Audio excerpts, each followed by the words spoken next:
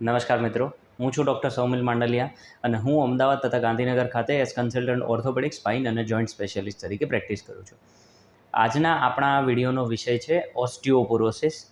તેનો મતલબ શું હોય છે, તેના લક્ષણો શું હોય છે, કોને થઈ શકે છે ઓસ્ટિયોપોરોસિસ, તેના રિપોર્ટ કયા કયા કરાવી શકાય છે અને તેના માટેની સારવાર શું હોય છે.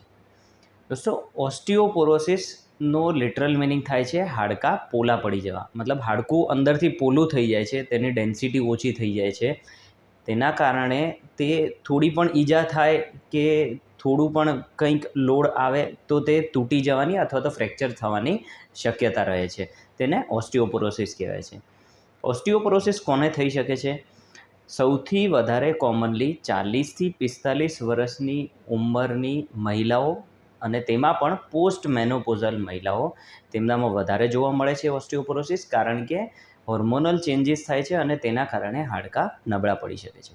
તે સિવાય પુરુષોમાં પણ 50 વર્ષની ઉંમર પછી હાડકાં નબળા પડવાની શક્યતા રહે છે. ત્રીજું, કેટલીક દવાઓ એવી છે જેના કારણે ઓસ્ટિયોપોરોસિસ થઈ શકે છે, જેમ કે લોંગ ટાઈમથી સ્ટીરોઇડ ચાલુ હોય તો હાડકાં પોચા પડી શકે છે. ત્યારબાદ એન્ટી કેન્સર, કેટલીક કેન્સરની દવાઓ છે, કેટલીક એપિલેપ્સીની મતલબ કે ખેંચ આવે તેની કેટલીક દવાઓ છે, તેના કારણે પણ ઓસ્ટિયોપોરોસિસ થઈ શકે છે. ચોથું, લાંબા સમયથી જેને લીવર અથવા કિડનીની બીમારી હોય તો એબ્ઝોર્પ્શનના પ્રોબ્લેમના કારણે મિનરલાઇઝેશન ઓછું થાય છે અને તે લોકોને પણ ઓસ્ટિયોપોરોસિસ થવાની શક્યતા રહે છે. ત્યારબાદ જે લોકોને લાંબો સમય બેસી રહેવાની આદત હોય, વધારે પડતું સ્થૂળ જીવન હોય, તેમનામાં પણ ઓસ્ટિયોપોરોસિસ જોવામાં આવે છે. અને છેલ્લું, કે જે લોકોને લાંબા સમયથી સ્મોકિંગ મતલબ કે સિગરેટ, ધૂમ્રપાનની અથવા તો આલ્કોહોલની આદત હોય, તેમને પણ હાડકાં નબળા પડી શકે છે. હવે ઓસ્ટિયોપોરોસિસના લક્ષણ શું હોય છે?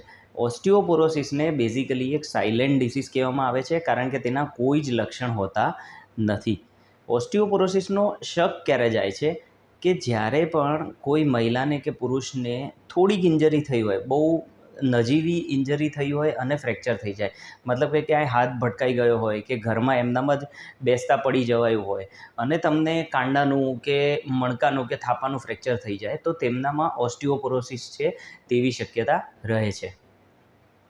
તેના સિવાય તેના રિપોર્ટ કયા કરાવી શકાય છે? ઓસ્ટિયોપોરોસિસ માટે સારામાં સારો ટેસ્ટ છે ડેક્સા સ્કેન.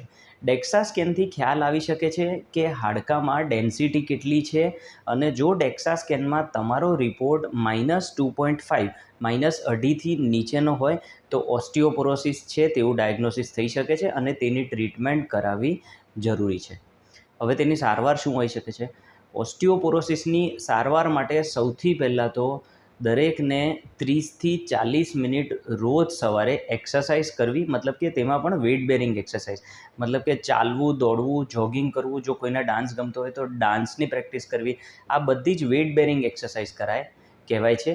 તે કરવી ખૂબ જ જરૂરી છે. તેના કારણે હાડકાં મજબૂત થઈ શકે છે. બીજું, લાંબા સમયથી જો કોઈને સ્મોકિંગ, આલ્કોહોલની હેબિટ હોય તો તે ઓછી કરવી ખૂબ જ જરૂરી છે. ત્રીજું, જ્યારે પણ 40-45થી વધારે ઉંમર હોય મહિલાની, પોસ્ટ મેનોપોઝલ હોય કે પછી પુરુષોની ઉંમર 50 વર્ષથી વધારે હોય, તો તેમનો કેલ્શિયમ ઇન્ટેક વધે છે, રિક્વાયરમેન્ટ વધે છે. તેથી 500 mgની જે કેલ્શિયમની દવા આવે છે તે ડૉક્ટર્સ પ્રિસ્ક્રાઇબ કરે છે, તે 2 થી 3 મહિના લેવાની હોય છે અને ત્યારબાદ કેલ્શિયમ રિચ ફૂડ પર શિફ્ટ થવું જોઈએ.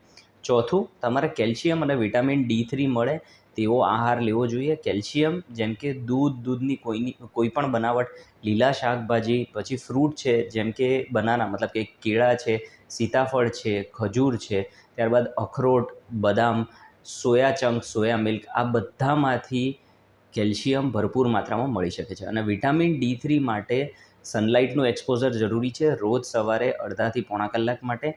અથવા વિટામિન D3 તમારે દર વર્ષે એક વખત ચેક કરાવવું જોઈએ, અને તે લો આવે તો ડૉક્ટર્સ 60,000 ઇન્ટરનેશનલ યુનિટની જે એક કેપ્સ્યુલ આવે છે, અઠવાડિયે એક લેવાની હોય છે, 8 થી 10 અઠવાડિયા માટે, તે પણ પ્રિસ્ક્રાઇબ કરી શકે છે. જે પણ પોસ્ટ મેનોપોઝલ મહિલાઓ છે તેમને તેમના ગાયનેક ડૉક્ટરને મળવું જોઈએ, અને તેમને જરૂરત લાગે તો હોર્મોન રિપ્લેસમેન્ટ થેરાપી પણ ઓસ્ટિયોપોરોસિસ માટે તેમને શરૂ કરી શકાય છે. હવે ઓસ્ટિયોપોરોસિસની ડેફિનેટિવ ટ્રીટમેન્ટ શું છે? ડેફિનેટિવ ટ્રીટમેન્ટમાં આઈધર કાં તો દવા આવે છે જે બિસ્ફોસ્ફોનેટ હોય છે, ઇન્જેક્શન આવી શકે છે ટેરીપેરાટાઇડ કે ડેનોઝુમેબ અથવા એક કેલ્સિટોનિન નેઝલ સ્પ્રે આવે છે.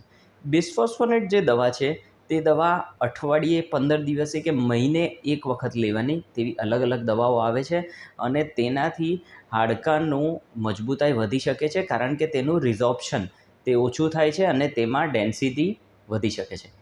બીજું આવે છે કેલ્સિટોનિન નેઝલ સ્પ્રે. તે નાકમાં નાખવાનું એક સ્પ્રે હોય છે અને કેલ્સિટોનિન નેઝલ સ્પ્રેથી પણ ઓસ્ટિયોપોરોસિસથી બચી શકાય છે. બીજું આવે છે ઇન્જેક્શન ટેરીપેરાટાઇડ. ટેરીપેરાટાઇડ જે ઇન્જેક્શન છે તે ઇન્સ્યુલિનની જેમ જ તે બોલપેન આવે છે અને એકદમ ઇઝીલીથી હાથ પર લઈ શકાય છે. તે 3થી 6 મહિના માટે કોઈપણ ડૉક્ટરની સલાહ મુજબ તમારે શરૂ કરવાની જરૂરત પડી શકે છે. અને છેલ્લું છે ડેનોઝુમેબ ઇન્જેક્શન.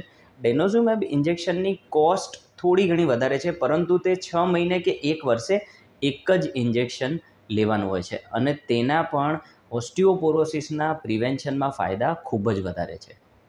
તો દોસ્તો, આ હતી એક બ્રીફ જાણકારી ઓસ્ટિયોપોરોસિસ માટે. આશા રાખું છું કે આ વિડીયો આપને પસંદ આવ્યો હશે. અમારી ચેનલને તમે સબસ્ક્રાઈબ કરી શકો છો કે જેથી ગુજરાતી ભાષામાં હાડકાં, મણકાં કે સાંધાને લગતા કોઈ પણ વિડીયો આવે તો આપ તેને મિસ ના કરો. ધન્યવાદ.